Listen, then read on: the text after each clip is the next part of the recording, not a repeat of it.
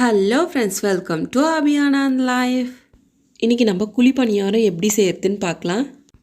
நம்ம நார்மலாக அரைக்கிற தோசை மாவு கொஞ்சமாக எடுத்து வச்சுருக்கேன். ஒரு வாண்டலில் 3 டேபிள் ஸ்பூன் எண்ணெய் சேர்த்திக்கலாம். எண்ணெய் காஞ்சதும் 1 டேபிள் ஸ்பூன் கடுகு சேர்த்திக்குவோம்.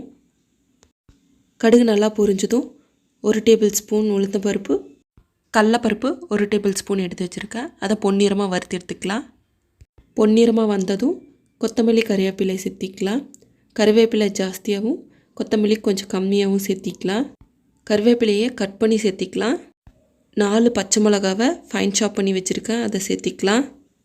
கூடவே 2 பெரிய வெங்காயம் சின்ன சின்னதாக கட் பண்ணி வச்சுருக்கேன், அதை சேர்த்திக்கலாம். வெங்காயம் வணங்குறதுக்கோசரம் லைட்டாக உப்பு சேர்த்திக்கலாம். மாவுலேயும் உப்பு சேர்த்திருக்கோம், அதனால் பார்த்து சேர்த்திக்கலாம். வெங்காயம் ஓரளவுக்கு நல்லா கலர் வந்ததும் 1 டேபிள் ஸ்பூன் இஞ்சி பூண்டு விழுது சேர்த்திக்கலாம். இஞ்சி பூண்டு பேஸ்ட்டோட பச்சை வாசனை போகிற வரைக்கும் வணக்கி எடுத்துக்குவோம்.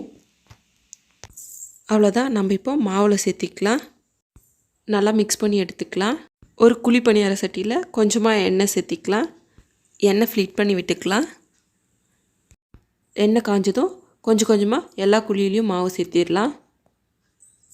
தேவைப்பட்டுச்சுன்னா மேலே லைட்டாக எண்ணெய் வேணால் சேர்த்திக்கலாம்.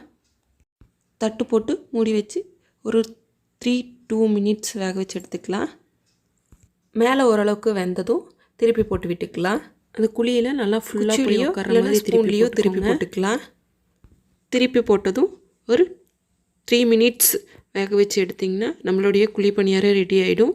உள்ளே வெந்துருச்சா வேகலையான்னு குத்தி பார்த்தா தெரியும். அவ்வளோதான், நம்மளுடைய குழி பணியாரம் ரெடி ஆகிடுச்சு. கண்டிப்பாக நீங்களும் ட்ரை பண்ணி பாருங்கள். இதுவரையும் நம்ம சேனலை சப்ஸ்கிரைப் பண்ணலாம், சப்ஸ்கிரைப் பண்ணிக்கோங்க. பெல் ஐக்கானை கிளிக் பண்ணிக்கோங்க. தேங்க்யூ ஃபார் வாட்சிங்.